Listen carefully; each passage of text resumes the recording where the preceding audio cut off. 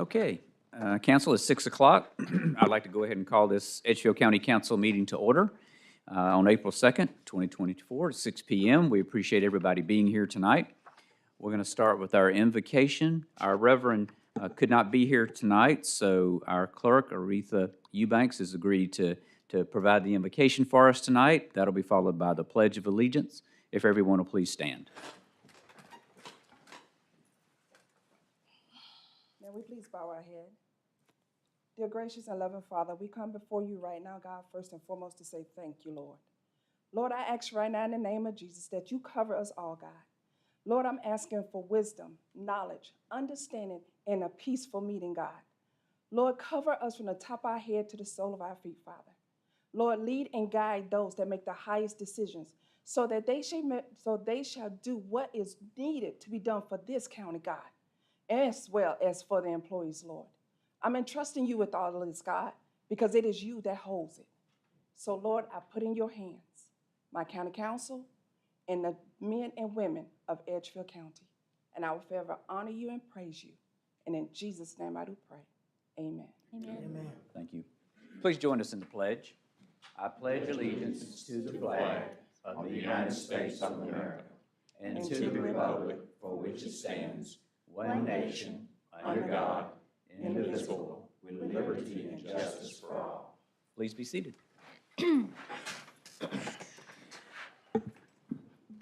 Next on the agenda is the approval of the agenda, and council, I'm going to ask that we make one change, that we move new business number 1, which is a resolution honoring 2 people, to be next on the agenda before our guest speakers. So if there's no objection to moving new business item 1 to next, then any other changes we need to make to the agenda tonight? Okay, hearing none, is there a motion to approve the agenda as I've just described it? So moved. Second. Okay, Dr. Kenyon makes the motion, and Mr. Talbot seconds. Any discussion? Hearing none, all those in favor, please signify by raising your hand. All opposed, motion passes unanimously. That takes us to new business number 1, which is consideration of approval of Resolution 2324-0008 honoring SCDOT employees Jay Gray and Shaquille Shack Oliver for their actions to render aid to a colleague. So I'm going to read this resolution for everyone. This says, a resolution recognizing the actions of Jay Gray and Shaq Oliver. Whereas Edgefield County Council wishes to recognize those persons who have provided distinguished service to Edgefield County, and whereas Jay Gray and Shaq Oliver are 2 South Carolina Department of Transportation workers, and whereas an accident occurred on February 29th, 2024, on Pleasant Lane Road that involved the severing of an artery in the arm of a fellow worker. And whereas their quick action to create a tourniquet from a belt and render first aid likely saved the life of their coworker. And whereas their coworker is expected to make a full recovery due to their actions. Now therefore be it resolved by the Edgefield County Council in session duly assembled on the 2nd day of April 2024 that Jay Gray and Shaq Oliver be honored for their actions to render aid and save the life of a co-worker adopted this 2nd day of April 2024. Council, you've heard the resolution. Is there a motion to approve that resolution? So moved. Okay, Ms. Ireland makes the motion. Is there a second? Second. Dr. Kenyon seconds. Any discussion? Hearing none, all those in favor, please signify by raising your hand. All opposed, motion passes unanimously. So congratulations to Shaq and to Jay. We'd like to have our pictures made with you, if you wouldn't mind coming up, and we can give you some plaques. So come on up.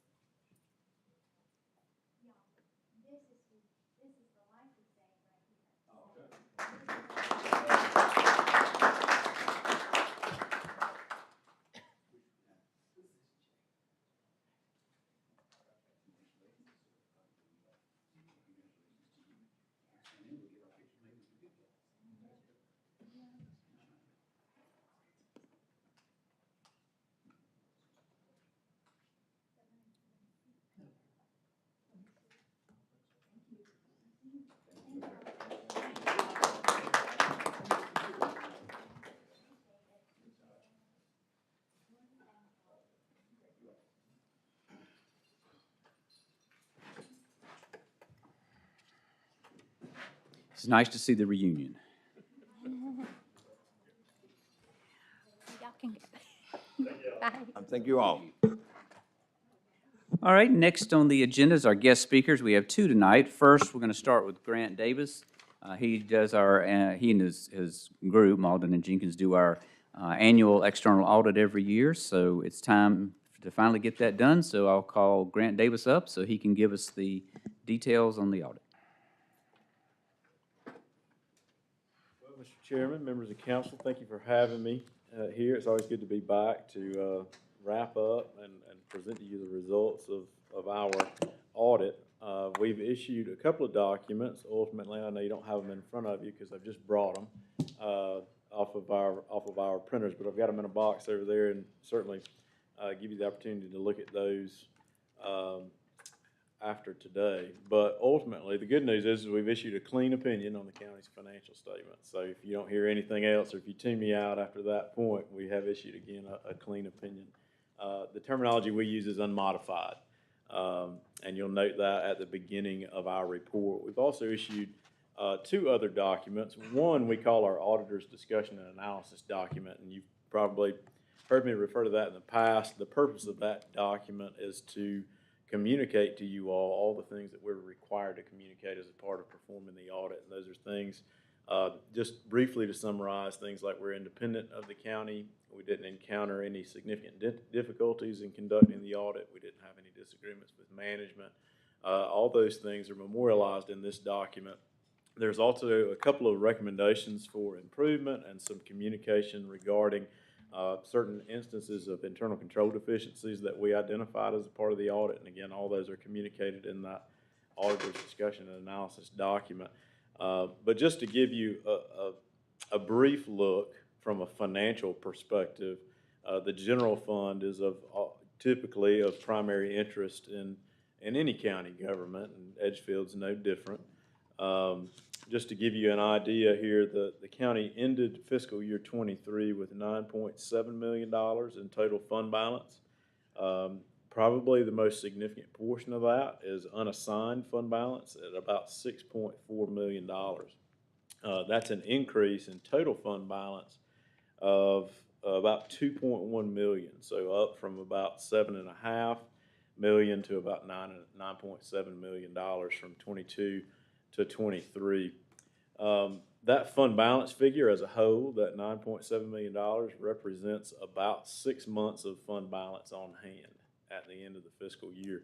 And again, you probably heard me say this in the past, but given that the county's primary or most significant individual revenue is property taxes, and the calendar for which that's typically paid, most of those receipts are made in December, January, February, on an annual basis. So to be at June, which is what we would characterize as a pretty lean time of year in terms of that cash flow, and have enough fund balance to get you all the way back around to the end of the year, the beginning of the new year, when you would collect your property tax revenues, is an extremely healthy place to be. And that fund balance figure, that months of fund balance, what I'm basically saying is if you take your spending for fiscal year 23, which I think was about $1.6 million a month in the general fund, and you just divide that by the number of days in the year, then that gives you about 6 months. So it's demonstrating if you didn't take in another dollar past June 30th, you could operate at the level you did in 2023 for 6 months. So again, a very healthy place to be. The other thing that's unique this year to this report is the inclusion of the Edgefield Public Facilities Corporation and all of its financial activities. Of course, that's the entity that was created to issue bonds to pay for the new or finance a portion of the new law enforcement center. Those activities are included in these financial statements as well. That the Edgefield Public Facilities Corporation meets the definition in our world of what we call a blended component unit. It shows up very simply in here as a fund, similar to the general fund. So you'll see its activities in here as well. But again, overall, very positive from a financial perspective in the general fund. And again, we don't have certainly no complaints from our perspective in performing the audit. I'd be happy to answer any questions you have, if you have any. Questions from council? So it sounds like we have a very healthy county at this moment, financially speaking. Yes, sir. If there are no questions, then thank you, Grant. Appreciate Thank you, it. And council, we're required to accept this as information, so is there a motion that we accept the audit report that you just heard? So moved. Mr. Talbot makes the motion. Is there a second? Second. And Ms. Ireland seconds. Any discussion? Hearing none, all those in favor, please signify by raising your hand. All opposed, motion passes unanimously. Next is a second guest speaker we have, Katie Kozlowski from Greenfield Development Manager at Luck Companies. She wanted to do a brief introduction of Luck Companies, and so I'll ask her to come up and talk to us for a few minutes. Thank you. Few maps, I'm just gonna set them.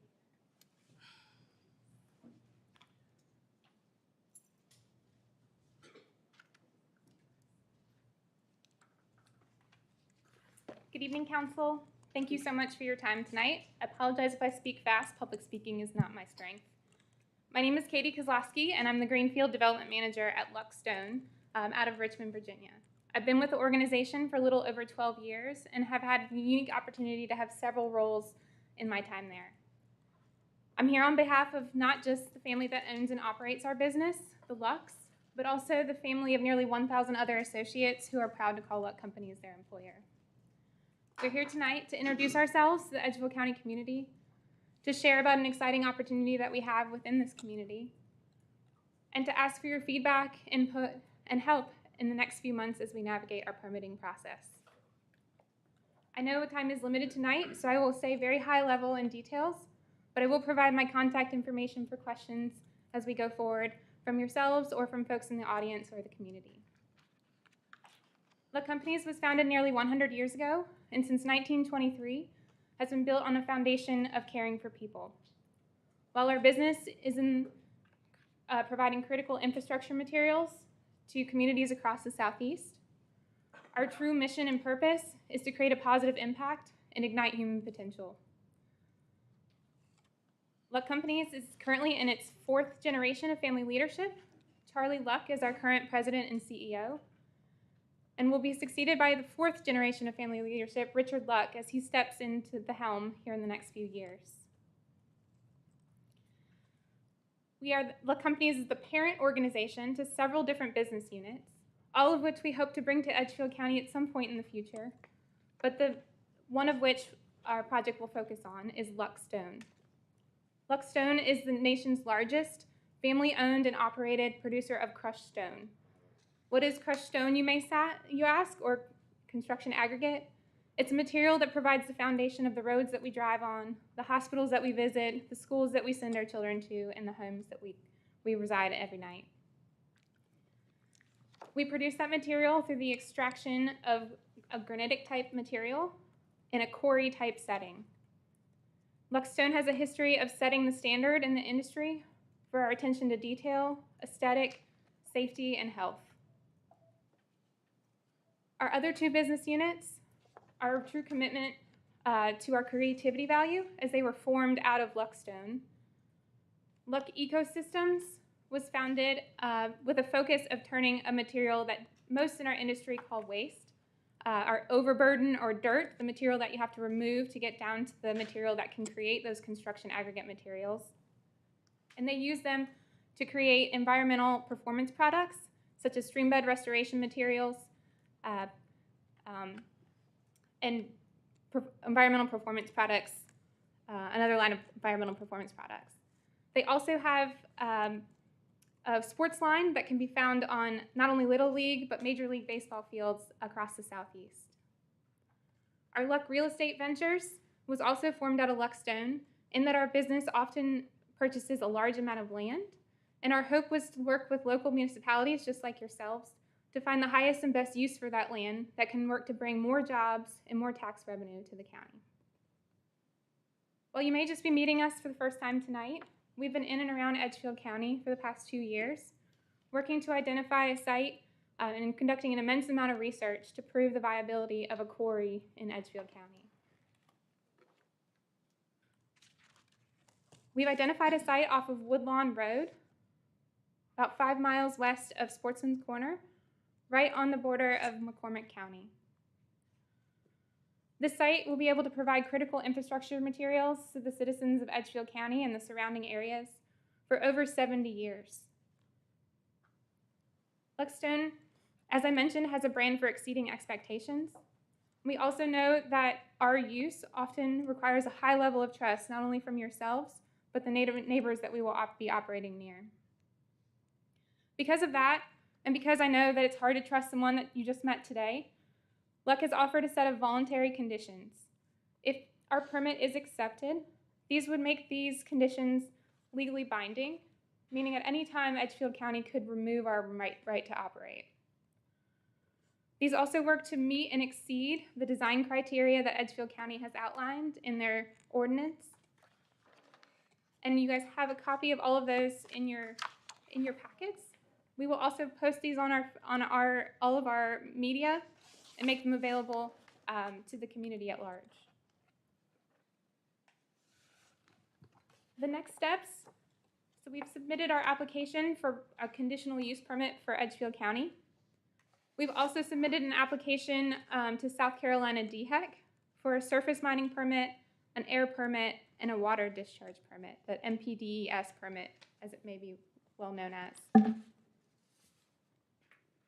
But more importantly, the next step is to get to know the Edgefield community. You'll see us do this through a phone call campaign over the next few days. All of our local neighbors should be having some sort of contact from either myself or my team of fellow associates. We also will host a community information meeting at the beginning of May, and you'll see us in front of the Planning Commission here in the next few weeks as we work with them to answer questions and share more detail about our project. As I mentioned, I know trust is hard to earn. We don't want to take that lightly, and we'll be asking for your feedback on how we can gain that trust and engage with this community in a meaningful and positive way. Ways that we've done that in the past, we've partnered with conservation-minded groups like the James River Association in Virginia to foster an improved habitat for the sturgeon, which is a threatened and endangered species. We've worked with Chester County here right up the street to foster and facilitate a workforce development program where both juniors and seniors were able to have mock interviews, develop a resume, and have a professional headshot done for their next step as they left high school. We don't want to claim to know what's best for Edgefield, so we'd love any input and feedback that you have on the best way to make a positive impact as we move forward. I know I've very highly hit on our organization and our project at large, so I'd like to provide my contact information. Again, my name is Katie Kozlowski, and my phone number is 804-400-2591. I have a stack of cards that I'd love to pass out, and am available at any time for questions as we move forward. Thank you. Other people may have questions too. Just one, the map behind you, I just can't see it. Yeah. Is that where it would be located? So a better location is, Okay, yeah. so you have Woodlawn Road and Martintown Road here, 230. Mm-hmm. We're about 5 miles west of that, right on the McCormick County line, north of Woodlawn Road. Does it actually go into McCormick any, or is it? It does not. The entirety of the property is in Edgefield County. The project is planned for a little over 430 acres. And we also have planned and hope to develop a trail system along Stevens Creek that would allow for access for all the members of Edgefield community. And just curious, if everything landed butter side up, all the permits, the planning commission, everything you had to do, when would you actually start work? We'd hope to start in the next 2 to 5 years, hopefully on the 2-year side. It really depends on the market and the economy, which none of us can predict. I'll open it up to council. Any questions, comments? Okay. Hearing none, then thank you for being here and leaving us with this information. Thank you so much. All right, council, next on the agenda is the approval of the minutes. All we have is one set, the February 6, 2024 regular meeting minutes. Any questions or comments on those minutes? Hearing none, is there a motion to approve those minutes? So moved. Dr. Kenyon makes the motion. Is there a second? Second. And Mr. Talbert seconds. Any discussion? Hearing none, all those in favor, please signify by raising your hand. All opposed, motion passes unanimously. Next is our first public comment period. These are for agenda items only, not non-agenda items. So did anybody sign up? All right, so nobody signed up for that public comment period, council, so I'll close that and move to reports. Any questions or comments from council on reports? Hearing none, I'll move to the consent agenda. Is there anything we need to remove from the consent agenda? Hearing nothing, is there a motion to approve the consent agenda as presented? So moved. Mr. Moody makes the motion. Is there a second? Second. And Ms. Ireland seconds. Any discussion? Hearing none, all those in favor, please signify by raising your hand. All opposed? Motion passes unanimously. Next, council, is old business. We only have one piece of old business. This is consideration of approval of second reading of ordinance number 2324002 to enter into a multi-county industrial park agreement with Aiken County for Project Charge. This is second reading, so I'll ask the administrator if there's anything new on this one we should know. Thank you. There's no new information. Wow, that's a good sound system. But I would like to emphasize that Edgefield County will receive 1% of the fee in lieu of taxes, but this will not involve Edgefield County either creating a new industrial park or any investment from Edgefield County at all. The actual name of the company would be revealed at third reading, as would the public hearing occur during the next meeting. That's all. Okay? And I would say it'd be nice if we had 2 or 3 of these on the agenda every time, but It I know we would. don't. They're good for us. Any questions or comments from council on this ordinance? Hearing none, is there a motion to give second reading to ordinance number 2324002? So moved. Mr. Talbot makes the motion. Is there a second? Dr. Kenyon seconds. Any discussion? Hearing none, all those in favor, please signify by raising your hand. All opposed? Motion passes unanimously. Moving on to new business. Excuse me. We've already done new business number 1. I'll move to new business number 2. Consideration of approval of Resolution 23240006, the Fair Housing Resolution. This is just a standard resolution we do every year, but I'll ask the administrator if we need to know anything about this one.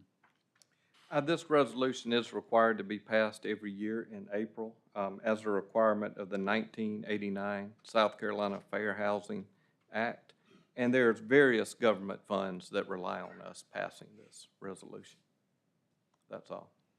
Thank you. Questions or comments from council?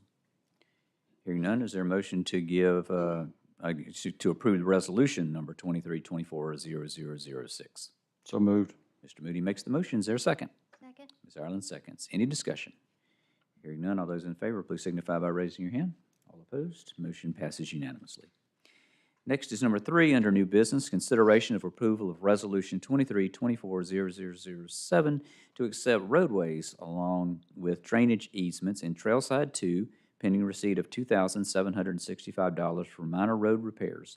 Thomas E. Mixon is the owner of the roadways, along with drainage easements in Trailside 2, and wants to dedicate these roadways and drainage easements to the county of Edgefield. Again, I'll ask the administrator if he'll walk us through some of these details, please.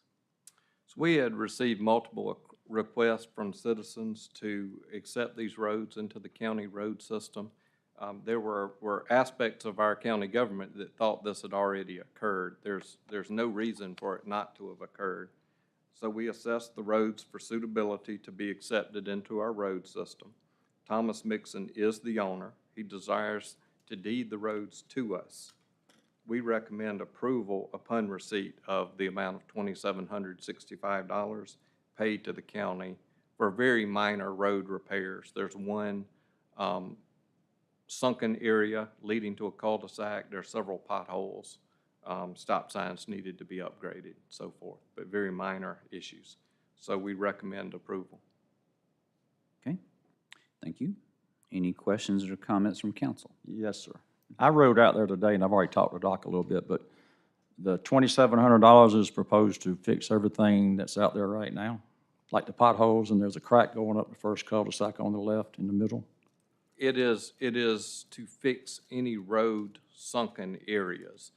Cracks, no, but potholes, the sunken area over a storm drain pipe, Now, that is not to hire someone to do it. That is for materials, for our roads and bridges staff to do it. That's why the price is very affordable. What about the crack going at the first cul-de-sac in the middle? I have not seen that. Have you looked at it? We sent our engineers out there. If they didn't put it on the sheet, then it's not on there. Okay, so our engineers assessed it. And that just looks like water can get in there and then Well, we start. can crack seal Yeah. it. That's not a. So are we approving it tonight or just giving a go-ahead? Council would be voting to approve it pending receiving the payment. So we don't get a final look at before we vote finally? Well, we would do the Oh, repairs. okay, we're repairing it. We're repairing it. Our roads and bridges would repair it. We arrived at the estimate Okay. based on in-house repairs, not contracting with a private company to do it. But it'll all get done. That's the bottom line. It will get done immediately upon receipt of the funds, yes. And it meets all our requirements to adopt a road into the county. It does. Any other questions or comments from council? And so we just thought it had been done. It never had been. We don't know why it had not been done. So to give you a little history on it, the subdivision infrastructure was put in a very, very long time ago. Way before anybody actually started building homes in there. It sat empty for about a decade. Why that was done I have no idea. It was assumed by the county at the time that that process would be completed long before it actually did. Several local developers, Carbon Construction and Greystone Construction, they came in and bought all of the lots, and they're actually the ones that finished the subdivision and got it to the 70% occupancy required to actually apply to the county for maintenance purposes. That's been complete for several years now. But the roads, of course, they're going to continue to deteriorate if there's no maintenance done. So while the road is in relatively good shape, the county needs to go ahead and take what actions it can while the developer is alive and can, provide funding and can be spoken to. And the roads are not in such bad shape that you basically have to completely rebuild them to bring them into the county system. But the reason it kind of fell under the rug, as it were, is simply because the roads existed many, many, many years before the first house ever got built. And like I said, why it was done that way, I couldn't possibly answer that. Okay, Doc, my question is that's any more out there like that? Say what? Any more roads out there like that in the So county? Orchard Estates is another subdivision in the county that is in extremely poor condition. But there is no simple fix for council on that one. We're talking about $500,000 worth of repairs to get that subdivision good enough to take. So a conversation's going to be had between the developer, the county, and all the citizens in the subdivision to come up with a plan to try and repair those roads. Keystone Homes owns the remaining lots, but there are not very many of them in there. So even though we are considering an impact fee alone will not generate anywhere near enough revenue to repair the problems there. So yes, there are other subdivisions with similar issues, but the fix for them are not quite as simple as Trailside, simply because the infrastructure that's in place is nowhere near as in good a shape as Trailside. Thank you. Well, Other questions or comments from council? Okay, hearing none, is there a motion to approve Resolution 2324-0007? So moved. Ms. Ireland makes the motion. Is there a second? Dr. Kenyon seconds. Any discussion? Hearing none, all those in favor, please signify by raising your hand. All opposed, motion passes unanimously. Next, council, is number 4 under new business, consideration of approval of the first reading of ordinance number 23-24-003, an ordinance providing for the FY 2024-2025 general operating budget and establishing ancillary budgets for E911 administration, economic development, solid waste disposal, victims' bill of rights, emergency medical services, road maintenance, tri-county solicitor, assistant solicitor, school resource officer 1 through 8, event security, sheriff discretionary funds, clerk of court discretionary funds, pretrial intervention, and criminal domestic violence. Council, of course, we all know, we held a budget workshop March the 12th. We opened it up for department heads and elected officials, and we heard from a couple. The administrator made changes in the draft budget that we'll go through now on first reading. And for people to know, we went, through our budget page by page, to take a look if there was any questions from council. And so what we'll do is we won't go page by page or anything like that. We'll only take up the items that council wants to take up or the administrator asks us to take up. So those are the way we do the budget from here forward. So with that, since the public doesn't always tune into our budget workshop where we hear all the details for a couple of hours, the administrator is going to walk through the highlights of the budget so everybody would have an opportunity to hear that. So I'll turn it over to the administrator. Thank you. Just to help council along with following this, in the budget notebook, the second page of the budget memo is essentially all of the changes that were made and all of the highlights. So I'll be going through the second page of the budget memo. Based on the audited reserves as of June 30th, 2023, the general fund has a fund balance of $8,543,298. In fiscal year 2024-25, council will designate $871,655 from the fund balance. Our general fund operating budget for this year without American Rescue Plan funds is $15,816,500. After utilizing the $871,655 from our reserves, the county will have $7,671,643, or just over 5 months of reserves available, which is a good cushion for the county. Now, I want to stop for a second because you heard Grant Davis say that we had a 6-month fund balance, well, a 6-month reserve.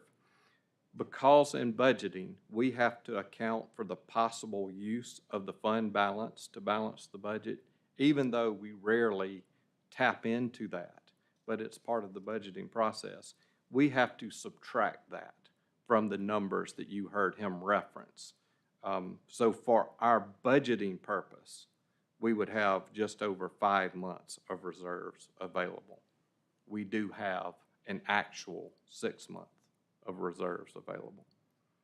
Other highlights: no fee or tax increases, approximately a 5% cost of living increase, an actual 5% cost of living increase. The proposed cost of living increase will be applied to individual salaries and the salary bands. County Council is limited to a 2% cost of living increase every 2 years. This will take effect after the general election. A 0.5% merit pay increase based on employee evaluations. This is a new program, thus the 0.5, because it will take time to standardize the way managers do the evaluations. We want all employees to be treated the same. So we are introducing this with a smaller percentage. Implementation of an employer match on deferred compensation, 401k and 457 plans, at 50% of each dollar contributed by the employee up to 3% of compensation. The employer match is initially capped at $1,000. The match will be revisited each budget cycle. This is a new program for us, so we will need to reevaluate it. Continuation of a 2.5% STEP program. The difference between the minimum of a salary band of a grade and the midpoint is 20%. by giving a 2.5% increase calculated on the minimum point of an employee's salary each year over 8 years. An employee hired at the minimum would reach midpoint in 8 years. This is separate from cost of living increases, which move the salary bands and thus move the midpoint. Step increases would cease once the employee reaches the midpoint. It is important to note that the proposed merit increase would not cease once the employee hits the midpoint. This would give you the ability to travel beyond the midpoint in your compensation. This is important because the joke is always in government that no one will ever hit the maximum because the midpoint is the actual ceiling, and that is all too true with some agencies. And there needs to be some provision to move beyond that for especially high-performing employees. Continued coverage of the individual health insurance premiums for employees. Last year, the county's portion of health insurance premiums, that's the portion that the county actually pays, increased 3.7%, and retirement increased 1%. This year, insurance is proposed to increase a whopping 11%, but final numbers will not be available until August 2024. Retirement at this point is unknown. Unfortunately, we hear usually the week after our budget closes. We did allow for about a 1% increase.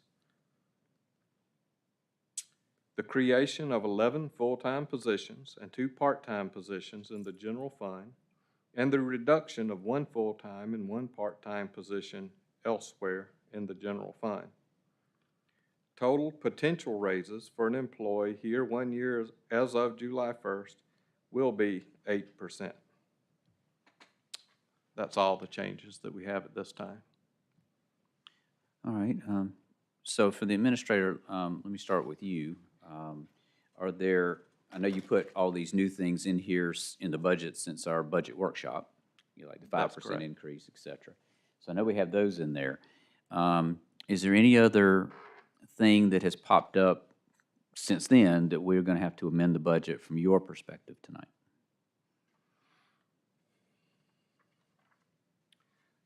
I don't anticipate any very significant increases. There are several tranches of money that come in from the state. They relate to accommodations taxes, mini bottle taxes of all things, but various taxes that get deposited into our accounts typically in mid-April. That, of course, interjects new information. We don't anticipate a significant reduction. We did receive a slight reduction since our last printed budget in the real estate taxes, and that was due to refunds being submitted to people who for whatever reason, paid twice. Their mortgage company paid, and then they went online and paid. That money had to be returned to those people. So our real estate tax numbers went down slightly, but it was very slight, not enough to affect our actual budget. Okay. So I'll just remind council too that the budget, as we go through this, there's changes that will come up in April, May, and June, or early June, before we have our third reading. So there's always amendments to be made, and we all know that. So there'll be some coming for second reading and third reading relative to things like that that go up or down for state. And the state gives you a higher cost than you expected or gives you less money than you expected. So, we'll make all those as we go along. So I just want to check, see if there are any already lined up, because sometimes, like I say, they start popping in. All right. So with that, council, if you'll indulge a moment, the sheriff has requested to speak tonight on this topic, so I'll call on him next then and ask him if he'll go ahead and take the floor. As always, thank you for having me. And I've asked Ms. Green to put together a presentation. I want to show you the math of how it affects our rank and file of the proposal that we had. I'm assuming somewhere down the line y'all have seen that, but Okay, thank you. make sure we're all on the same sheet. We get to keep this one, we gotta give Thank it you. back. And so, as you can see, I mean, these counties are covered. I don't know if you have not category 4 counties, not who we compete with the exception of Aiken County. Bottom line, at the end of the day, we're from the bottom. And I'll pass one more out just to give an example of how this proposal affects that same piece of paper. And we'll cover it with the numbers you have in the first paper are as is without their new budget. So we guesstimated to match ours at 5%, and that's where we are. Nothing really changes for us. We're still fourth from the bottom. Well, I shouldn't say nothing changes, because at the end of the day, if this stays the way it is proposed, we'll actually slide backwards from our neighbors about $2,500. Can I interrupt you there, please? Yes, sir. To understand one thing, fourth from the bottom of what? Fourth from the bottom of this list. Not my list. This list Not my list, but was not fourth that's from the what came, bottom. that's You're- what came, the number, mathematically. Okay. Mathematically, we're fourth from the bottom, yes, sir. Okay. From the ones you chose to do. Okay, gotcha. Yes, sir. Jason? Fire, I'm gonna let Jason do most of this talking, and Jason we'll talk about the 8-year midpoint, which I think affects us greatly. Where no competitor of ours has anything similar. And that's really the three biggest points that I'll call out, and I'll turn it over to Jason. Thank you, council, for letting us speak tonight, and also thank you for our continued support of our agency throughout the last few years that the sheriff's been in office, and we could not have been here without your support, but we're going to continue to ask for that support as we go forward in the future. So the sheriff provided y'all with a document, and we're going to kind of go through that step by step throughout this process, and I'm going to break it down piece by piece and try and explain it to the best of our ability of why it doesn't necessarily apply to what we're doing. So at our recent budget workshop, Sheriff Rowland mentioned about wanting a 10% increase for all employees across the board. And we're going to break that down in what that document does. Sheriff Rowland also provided several examples of this need, which included recruitment and retention, our competitive surrounding agencies, and the loss of 13 employees over the last 6 months. Over those 13 employees, 4 of them were normal business, and 9 of them were not. Most of those 9 were of financial benefit elsewhere. Our original request from council back in our budget workshop was 4.5% additional to what was originally being proposed by Administrator Cadell. With Mr. Cadell's new improvement of the COLA to 5%, also a 0.5% merit increase, we've reduced that number down to we're asking for an additional 2% overall, and I'll break down and give you what that number is as we move forward. Since that workshop, Mr. Cadell met with the sheriff and I and provided us that letter you see in front of us. I have no idea whether y'all have seen that before or not, but we're going to go through it piece by piece. But it in a nutshell, shows that a deputy, a lower entry-level deputy, would show a total increase of 10.76% with the way the budget stands now. That includes band adjustments, COLA, cost of living, and step increases. The 10.76% number is accurate, but there are a few issues that we believe are overlooked in that number and not really applicable to the proposal, and we'll prevent the facts opposing to that. So the first part, number 1 on your sheet there, it says, document the sheriff gave council, which listed the lowest paid deputy at $41,597, admitted that council increased this figure last week by 3.26% to $42,953. The only issue with that statement there is that we want to make sure that we did not omit anything intentionally. We did not have an accurate number to give you. We now have more accurate numbers after our original budget workshop. The current revenue snapshot supports a 5% increase that Mr. Cadell talked about earlier. This allows us to cover inflation and advance our wages. This is great for Edgefield County, and we 100% support this. And the 2.5% step, which we will get into, is the final piece, and we'll get into that in just a minute.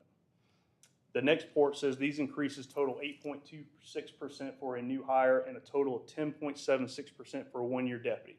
And you can see the breakdown by figure there, dollars, percentages, et cetera. And the number is saying that this number is greater than what we proposed at our workshop of $45,756 for a one-year deputy. That is correct. But what this does not address, it only addresses entry-level deputy pay. That's the only thing that addresses. It does not have any 10%, the effect of what we've requested at 10% across the board to other employees. Our more tenured employees did not get that effect. It would be the 8% that Mr. Cadell proposed earlier. It would not reach that 10% threshold. Also, out of the 44 sworn sheriff's office employees, how many will receive that proposed 10.76% in front of you? The answer is none. There would have been, up until February the 13th, there was one deputy that would have met that one-year service threshold to get the full 10.76. Due to other employees leaving the agency, we had budget monies set aside. We moved him up within his pay grade to a higher level. Therefore, he would not receive. So we do not have anybody that would meet that threshold right now. Out of those same 44 sworn, the ones that would receive the 8.26, the answer is only 3. So out of 44 sworn, only 3 are receiving the figures you see in front of you there. And that's why we say it does not address the agency as a whole. It only addresses entry-level deputy pay. Also, the next standard says we cannot compare to North Augusta Public Safety because they fight fire. It's a completely different role with additional duties. And see the salaries below. All these salaries are accurate, but I also want to point out a couple of things. First, before the pay band adjustments that we received starting at the end of this month, we would have been third to last on that list. McCormick County and Saluda County only being behind us in that threshold. During the pay band adjustment, we've moved to 42,953, which puts us fourth from the bottom. The new deputy in July, yes, that's accurate at 45.1 based off of Mr. Cadell's presentation, but none of the other counties have an effect of what their July cost of living increases would be here either. Also, the 1 year in July is not really applicable here because it also doesn't say what these other counties would be making, what these other employees would be making after their 1 year of service to their respective agency. So in debating the North Augusta process, I believe we can compare them to us. And that is because we believe that they're willing to leave and absorb those additional duties for a much higher cost of living. The Edgefield County, we look competitive in the salary list that we provided you, but it also doesn't include the following. North Augusta is not on that list. Their starting salary is $52,971. South Carolina Highway Patrol is not on that list at $55,000 and a $5,000 sign-on bonus with less responsibility, less job, less things that they have to do. We gave an example of Aiken County here. They have received a lot of big increases over the last few years. We expect nothing less this year. The other agencies' upcoming projected rates, let's say that Aiken County is estimated to get a 10% increase, which is the same thing we are asking for. That would increase their starting pay to $55,319. That would move our starting gap from what is proposed to now from $8,693 to $10,219. Our starting pay gap would grow if we do not keep this pace. Again, I want to reaffirm that Aiken County, North Augusta, and the South Carolina Highway Patrol are our competition. This is a list that I have provided and made for you. The only thing we could do would be try and match what our cost of living increases are to give you an estimated of what this pay scale would look like come in July. Aiken County, if you can see, is listed twice, one at 5%, one at 10% based off of just an estimation. We still, at the end of this, fall at fourth on this list compared to our respective surrounding agencies, or fourth to the bottom, below midpoint, below the mid-grade of our surrounding agencies.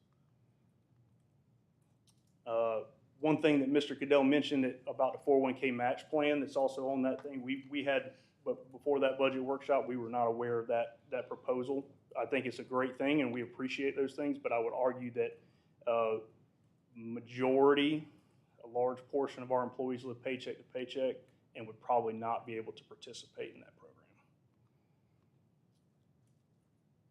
It mentions on that form as well about the sheriff's ability to pay up for existing training, experience, etc.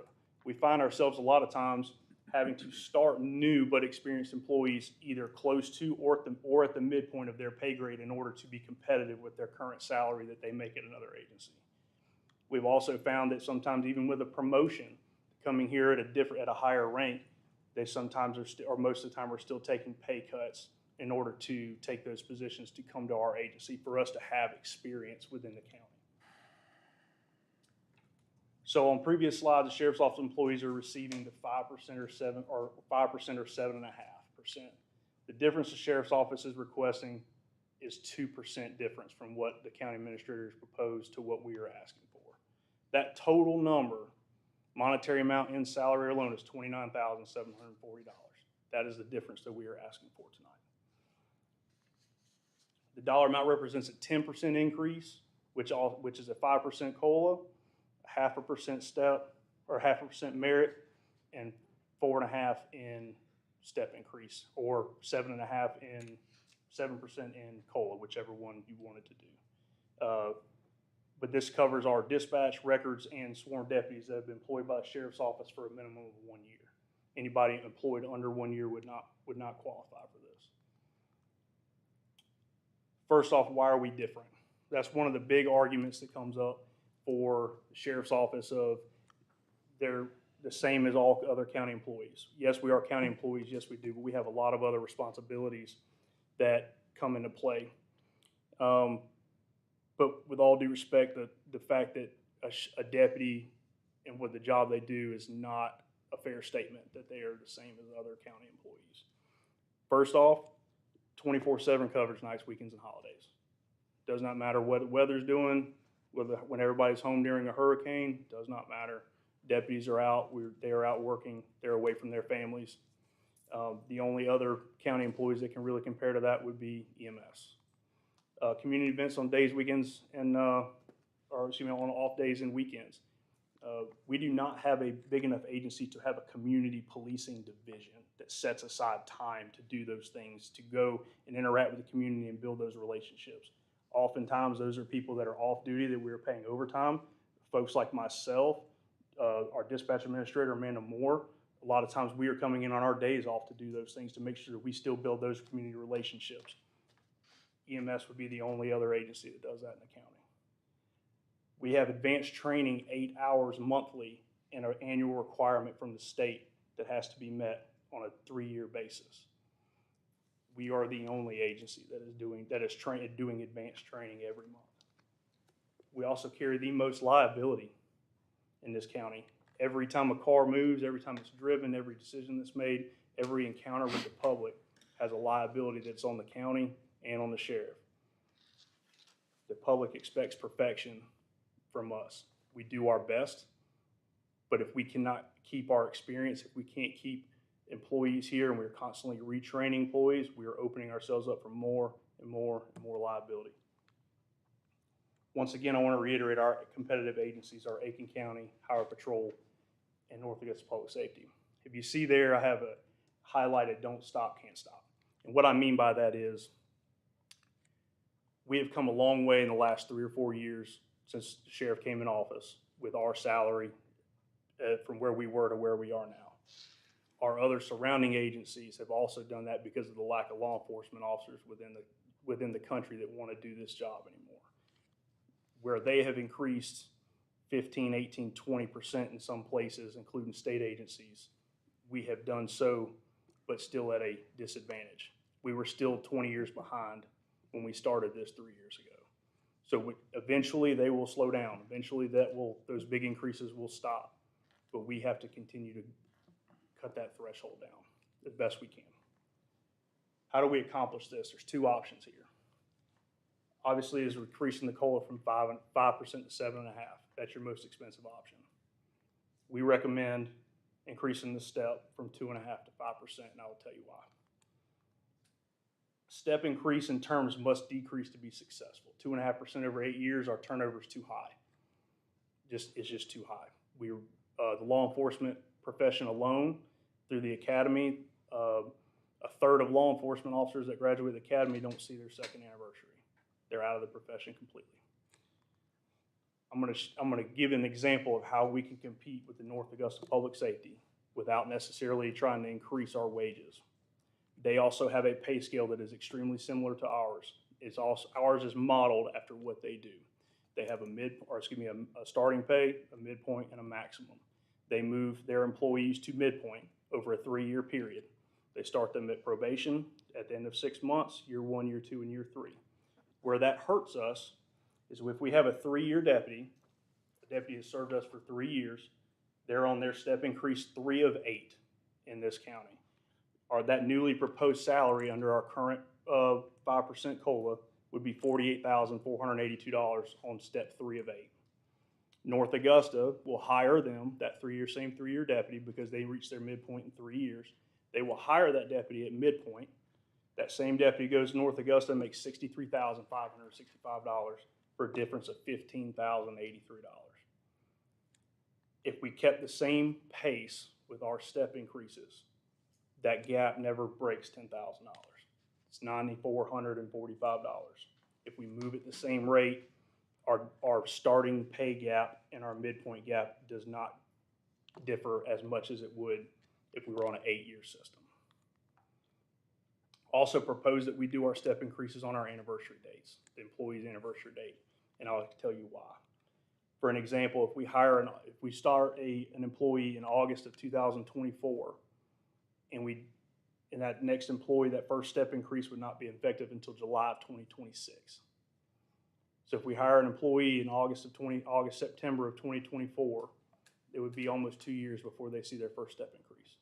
So we propose we do that on their anniversary dates and not necessarily wait for a new budget cycle.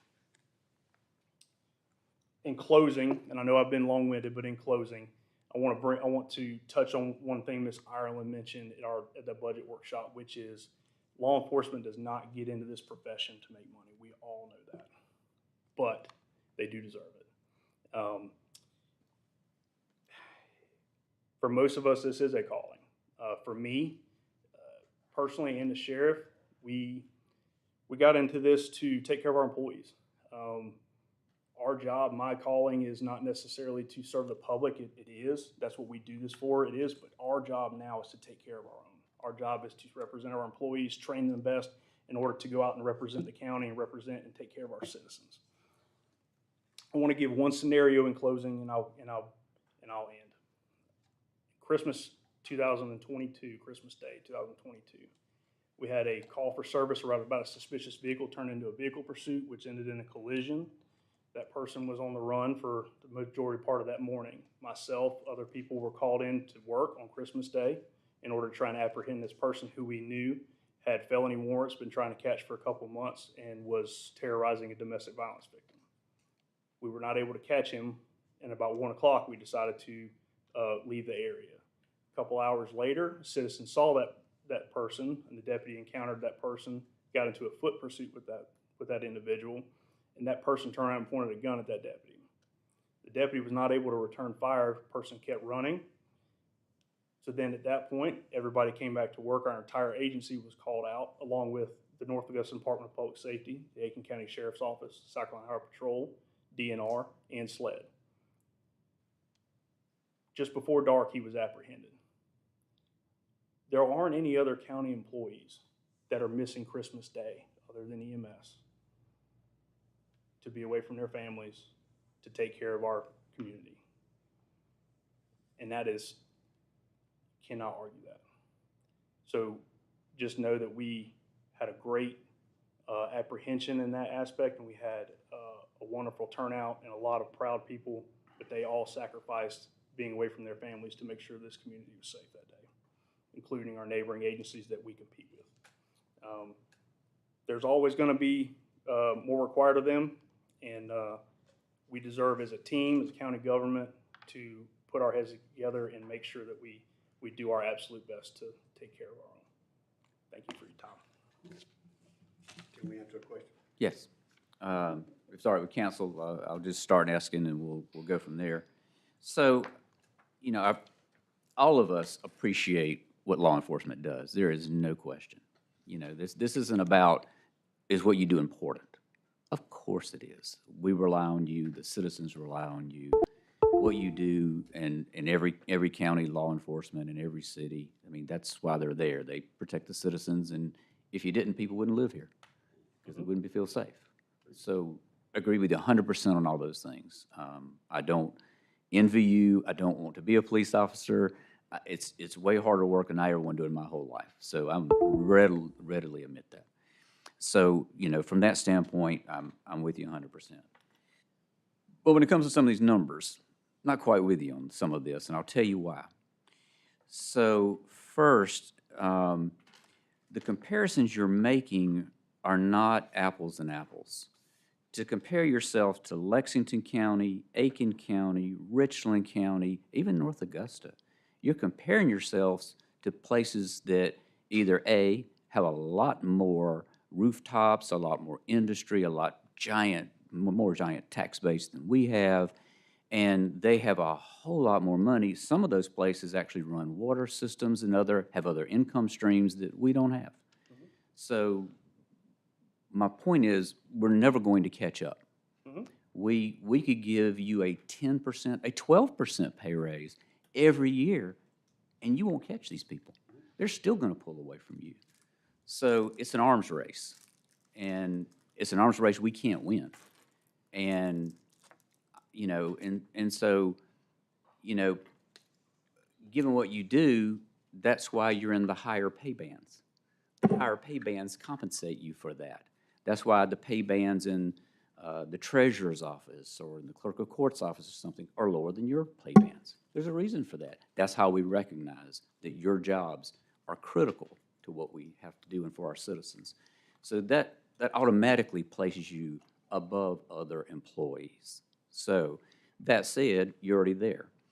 Second on that, you know, and I won't ask them to do this, but I think that every department head and every elected official could come in here and say, let me compare my salaries to my people who work just as hard as Richland County and Aiken County and Lexington County and North Augusta, and they work just as hard as those people, and look at the pay difference. Because there's pay differences there too. It's across the board. They don't work less hard. They work hard in what they do. And again, they're compensated differently from how you're compensated and the deputies are compensated. So there's not an equity here. There's equity here. So from a county council standpoint, and I'm only speaking for me, but from a county council standpoint, for me, we are obligated to look at the whole county.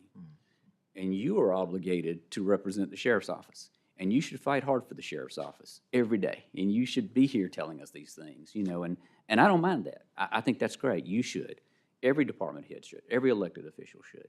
Anybody who feels passionate about something in county government where tax money goes should. But ultimately, it's our responsibility, and as elected officials too, and with the statutory responsibility to make sure that we are balancing the budget. And we ask the administrator to bring us a balanced budget. And in doing that, you know, it includes salaries, which is, you wouldn't guess, it's more than, you know, probably 80% of our budget, maybe more for all of Edgefield County for budget, for labor. But as I look at the list and things and look at what we've done, and again, I don't dispute what you say, but as I looked at the numbers, at a minimum, everybody's going to get between a 5 and 7.5% increase at a minimum. Minimum. So to say, you know, none get this or 3 get that, yeah, you're looking at one very specific side. But if we agree that, and I think most will get 8%, but if we look at that and say to ourselves, okay, we're giving 8%. No industry is given 8%. I work in an industry, we're lucky to see 3%. Look at state government, what they give teachers and state workers, 1 or 2%. Lucky if it's 3. any industry at all, and yes, some of these places are great because they got money. Aiken County and some of those can maybe give 10 or 12 or 15% raises. But we can't. We don't have that. And, you know, and before somebody thinks, well, this sounds very unfair, you're not treating the sheriff's department fairly, I want to just tell council, again, me looking at numbers, I went and looked at what's the budget been the last 10 years for the sheriff's department. And when I look at a 10-year snapshot, and I looked at it as the percentage of the budget that the sheriff's department has, as all of Edgefield County, what percent does the sheriff's department have? And 4 years ago, it was just over 40% of the budget. And I'm not counting animal shelter in these numbers, by the way. Animal shelter aside, doesn't count that money. It's about 40%. With this budget before us now, it's almost 46%. And the year before, it was 42%. So my point is two things at least. One, this is the largest gain in 10 years. We are supporting the sheriff's department. We're giving you money like we've never given anybody money before. Second, it's the biggest one-time increase year to year, and the biggest in, I just went back 10 years. I bet it's the biggest in more than 10 years. We look at a 4-year differential. Because, for example, I go back to 2015, it was 39%. 4 years ago, it was 40. So we don't jump. We don't jump. County Council has not have a history of jumping. And all of a sudden, in the last 2 years, we have, like a hockey stick, it goes up. It's kind of level, and all of a sudden, it's going way up. So my point is, we have been giving raises and other things to the sheriff's department, and we have done a good job, in my opinion, of making sure that you got what you need. And while I think between particularly the last 2 years and this budget, as a council, we have done monumental things in the sheriff's department, not because we're so smart, it's because you've got bringing us proposals that we agreed with, that we said this is good, including pay raises. But between the bands and the merit and the 5% and other increases we've done, I just think there comes a point where we have to say, at least I do, that while, again, I can't say how much I appreciate what you do, I just don't think we can afford it in this budget, because you'll come back next year and tell us the same thing. And I'll just make one more point. Only $29,000 doesn't sound like much, but that's $29,000 that I don't think includes, unless you tell me it does, other benefits like FICA and other things. It did not have salary only. So, yeah, so it's higher than that, council. And second, once you do it every year. It's not a one-time, this is not a one-time thing you put in. It's every year. So I guess, council, I'll stop talking, but I wanted everybody to hear at least my research on this and what I thought. So I'll open it up to council and see what questions you might have. I've just got some comments and some points to bring up. Everybody keeps saying they're not different. The salary is compensated based on their job already. Well, shift work is not being compensated. I've worked it for 42 years. It's rough on your family, it's rough on your body, and it's rough on a lot of things. And we have not ever included a shift differential for the EMS or the sheriff's department. The only two people that work 24/7, like you said, you're out at midnight, you're working your off days, you're working your holidays, you're away from your family. And so I think that is a difference when it comes to the county employee that comes to work on Monday through Friday and the shift work. I'm talking about shift work. It is a wear and tear on you. I worked here for 42 years. I've done y'all's job for 10. I've done EMS part-time and fire. There's a difference. It's not being fully compensated. To me, it's not. 29,000, yeah, that's a drop in the bucket. But when I just hear the guy say we got a 6-month reserve, I think, 29,000 is 1 day out of the reserve. So that's just my opinion. I support their request. So. If I can jump in there too, Mr. Chairman, that, again, not my list. That was Mr. Cadell's list. My point being, in those lists, it doesn't change. We're fourth from the bottom. I could bring you another list and we'd still be near the This list is your list, not. No. The top list is a copy of the original list that I gave you on, that the sheriff gave you on that first form, and the second one is, a additional of adding North Augusta and Highway Patrol. Yes. I got you. And yes, sir, we do compete with, Highway Patrol, with Yes, you do. DNR. Yes, with you do. Aiken. And it's not I guarantee there's 40 sheriffs in the state tonight doing exactly what I'm doing, I suppose, because we gotta be competitive. I'm asking you for that 2%, I'm asking you for that 29,000 to keep me from backsliding again. 3 years ago, we were real close to $5,000. We slipped to 7,500. And if you've seen tonight, we're going towards 9.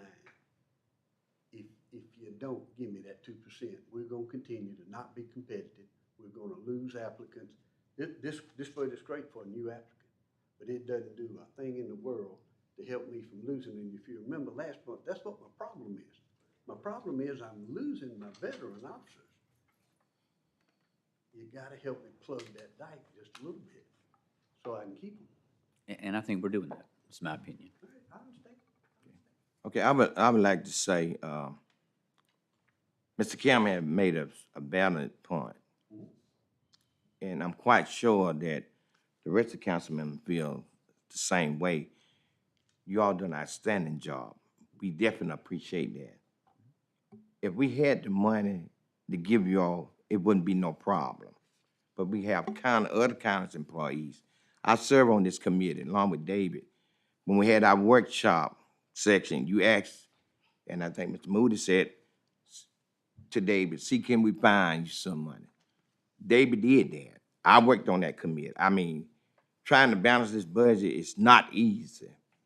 David done an excellent job. We hired him for this position to do work. And so I'm just being honest. If we hire a man to do a job and then he make a proposal and I go behind him and fall against it, that's not my character. And I feel like we done did our best to support you all, and we still gonna support you all. But I will go with David's proposal at this time. Understood. Other comments or questions from council? Okay. Thank you, gentlemen.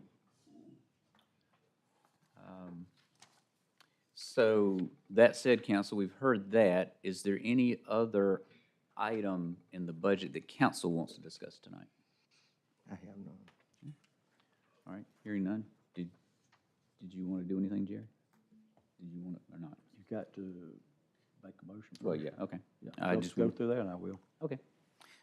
So what I'll do is, council, if there's nothing else, then let me ask, is there a motion to give first reading to ordinance number 23-24-003? So moved. And Mr. Talbot makes a motion, and I'll second. So now we're open for discussion. Is there any other discussion? I would like to follow up on Mr. Talbot. I have nothing against what he proposed to us, Mr. Caudell. He did a great job. I was in there, like you said. He works his tail off putting this budget together. He's got paper spread everywhere. He's got 4 calculators going. He's got it all. But I just think in this particular situation, and I talked to the sheriff yesterday, and I told him to his face. I said, one of the reasons I want to give you $29,000 because it's in your court, correct? You got to make it work.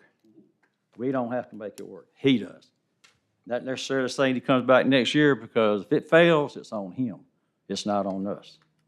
And that's why I'm supporting him. It's one of the top things on our list: public safety, EMS, and fire, right behind the employees.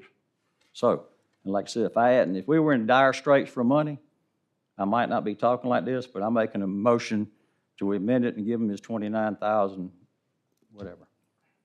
Okay, so you're making Uh, your, uh, I'm sorry. On the advice of the attorney, I need to recuse myself now, so I'm going. This motion. From this motion, so I'm going to have to leave. Okay. So there is a motion to amend, as Mr. Moody had indicated. Is there a second?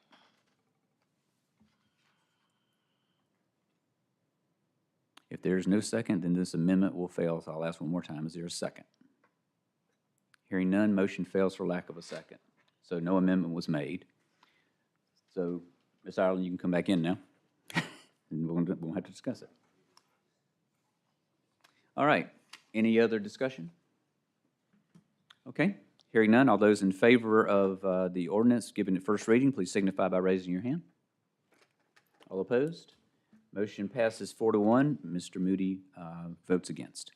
So that ends the new business. Next is the second public comment period for things not on the agenda. So I'll ask the clerk, did anyone sign up for the second public comment period? All right, nobody signed up for that, so we'll close that. And I'll turn to reports from council members. Are there any reports from council members tonight? I just want to give an update on Sweetwater Community Center.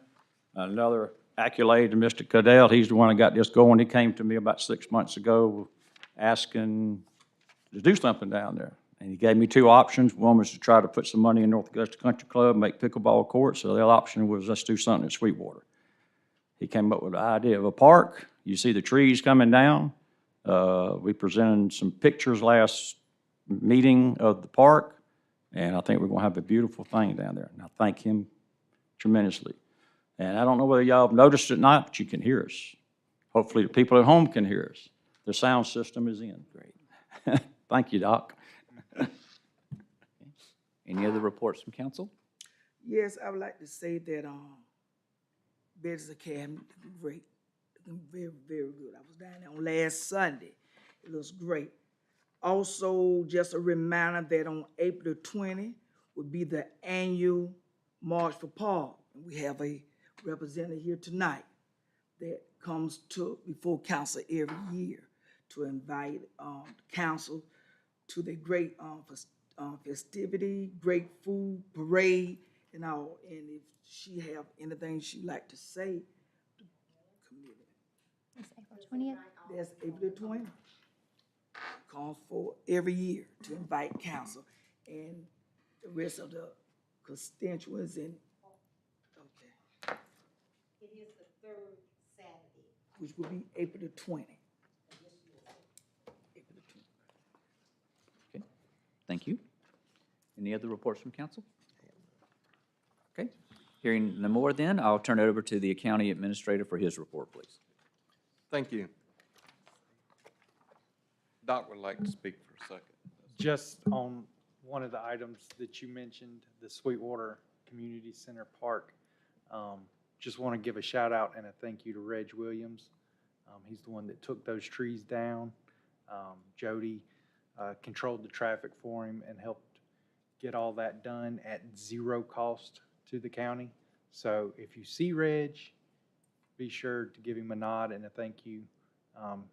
He sent his equipment and his people down there and got those trees down for free. So it's a significant savings for the county.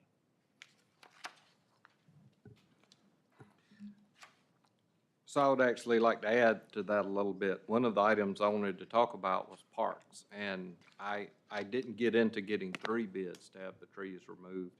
I got one to have them felled, not taken off the site, but felled.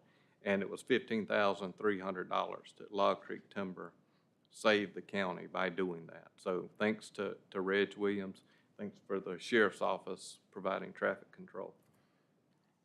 So on the issue of parks, and I have to say to council, I lose sleep at night over employee pay, trying to figure out how to get employee pay up.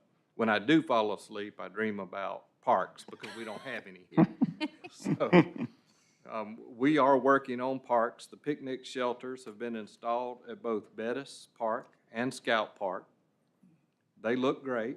Tables are being ordered next week. Doc covered Log Creek. We should have a final design of the playground for Sweetwater. Councilman Moody has looked at some of the options. We're going to actually meet on site, make sure that they fit appropriately and will look good from the building, look good from the road, plot where the picnic shelter would be, which will be similar to the one at the Boy Scout hut, I would imagine, and then propose a final design which will be very similar to what Councilman Moody has seen. and we'll try to get that rolling. Again, we got a $25,000 PARD grant to help us with that. We'd also have, as you know, money in our parks escrow account that has to be used for parks. So we'll be able to develop something, I think, very attractive. Possibly, and this is not really money permitting because we can apply for grants, but space permitting, add a couple of pickleball courts. We want to get what we really want in, and then we'll measure the site and see if we can do that. I think that would be an attractive amenity there.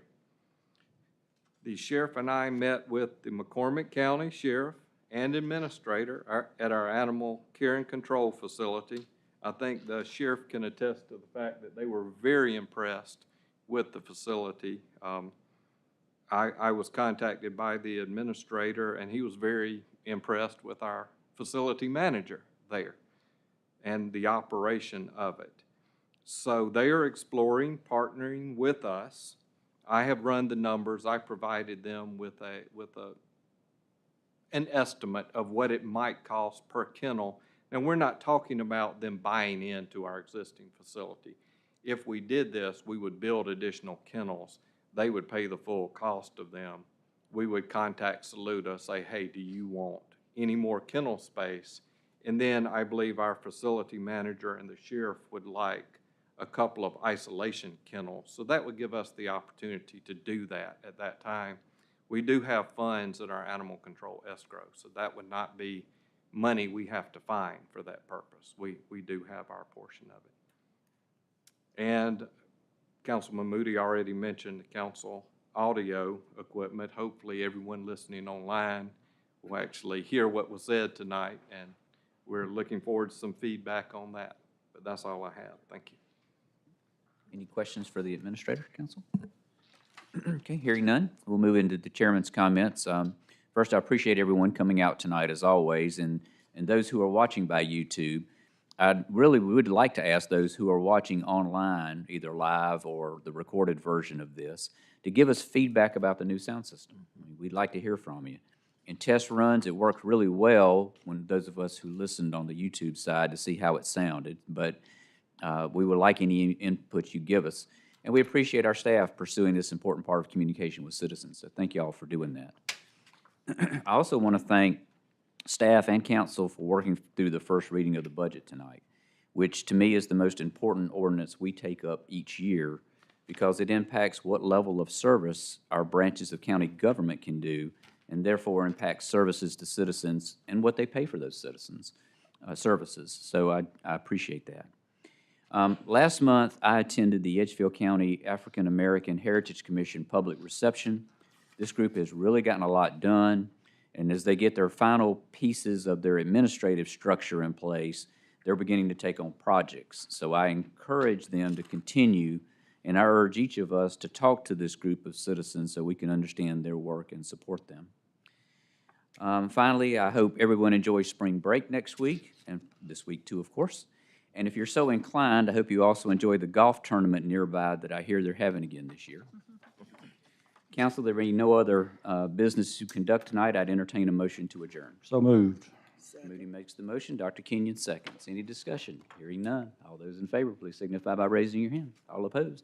Motion passes unanimously. Thank you.